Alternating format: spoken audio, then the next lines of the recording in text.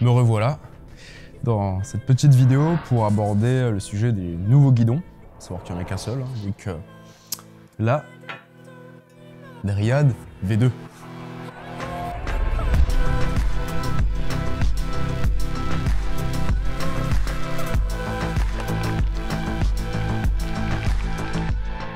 Dryad V2 qui est dans la continuité de la Dryad V1, mais il y a quand même de petites particularités à détailler, à expliquer sur le guidon. Donc je pense que c'est assez cool d'aller un peu au-delà des infos officielles pour mieux comprendre le développement.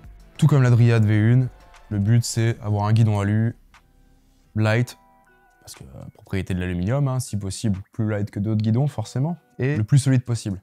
L'aluminium, ça reste quand même moins résistant que du chromo, hein, donc si jamais votre but c'est d'avoir un guidon bûche en mode il fait 3 mètres de haut et que ça envoie du sale avec, l'aluminium c'est pas forcément ce qui vous est destiné, mais ça reste une alternative super intéressante à travers le poids forcément, et surtout pour les plus jeunes, ceux qui cherchent du réactif, on arrive sur des poids qui sont vraiment super bas quoi. Alors du coup sur la Dryad V2, forcément comme vous pouvez le constater, il y a une évolution en termes d'esthétisme, hein, un peu plus arqué, le design a complètement changé. Comme pour toutes les pièces, tout a été 100% revu, hein, les moules d'extrusion de tous les côtés, les moules de stamp pour cintrer les tubes, tout est tout nouveau. Au niveau des caractéristiques, la largeur, on est à 56, donc la V1 était à 58, mais je me suis rendu compte que, paradoxalement, même si les gens veulent des decks de plus en plus larges, au niveau des guidons, ça roule de moins en moins large, et surtout sachant que ça c'est destiné à des gens qui cherchent quelque chose de réactif, j'ai réduit légèrement la largeur. Après, si vous voulez plus court, hein, vous pouvez couper, hein, soyez pas feignants. Pour la hauteur, tout comme la V1, on a 57, 62, 67. Donc on reste sur la même chose. On peut pas aller plus haut, pour l'instant, en tout cas sur ce guidon-là, parce que ça reste de l'aluminium. Donc si je veux plus haut, on arrive aux limites de ce qu'un guidon peut assumer. Plus le guidon est haut, plus il prend cher sur cette zone-là. Hein. Au niveau des goussets, ils sont complètement refaits. Donc maintenant, comme avant, c'est des goussets forgés. Mais il y a eu un gros travail sur le shape, sur comment la géométrie en elle-même, qui va impliquer une géométrie au niveau des soudures pour réduire les contraintes. J'en parlerai un peu plus après. 3 degrés de back sweep, c'est toujours cool à avoir. Le tube, forcément, c'est de l'alu, donc on n'a pas le choix, hein, c'est du 34,9 de l'oversize, avec un diamètre intérieur standard. Donc pensez bien, il faut un collier compatible avec du 34,9. Comme le précédent, le guidon a une fente, mais pour être directement utilisable soit en ICS, soit en IHC, les guidons sont fournis avec le SCS Conversion Shim pour pouvoir le rider directement en SCS si besoin est. Alors je conseillerais toujours à tout le monde de couper le guidon parce que ce sera toujours plus fiable que ce système-là. Mais non, ce système fonctionne bien, c'est bien tolérancé, c'est bien ajusté. On fout le shim, après on peut mettre ça dans son SCS, normalement ça bouge pas.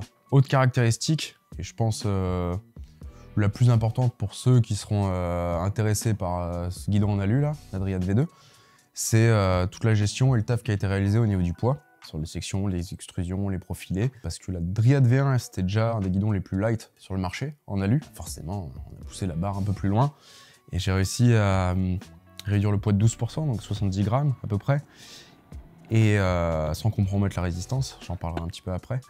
Et donc là, on arrive maintenant vraiment sur le guidon le plus light qui existe actuellement en aluminium. Et à savoir qu'à taille identique, ce guidon-là est plus light maintenant qu'un guidon en titane.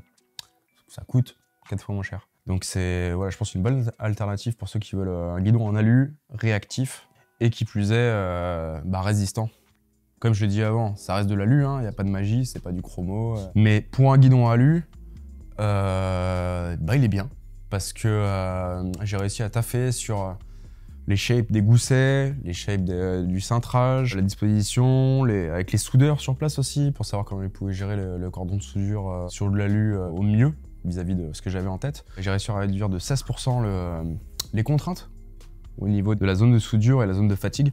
Donc normalement, la Dryad V2 est censée être encore plus solide que la V1 qui, pour un guidon alu, était déjà pas mal au niveau des retours de SAV et des casses sur le long terme. Elle était déjà pas mal fiable comparativement à d'autres. Donc voilà, Evo, sur tous ces points, j'espère que ça va faire un bon guidon qui va faire kiffer. Je profite de cette vidéo pour faire une petite aparté sur la gestion des fentes.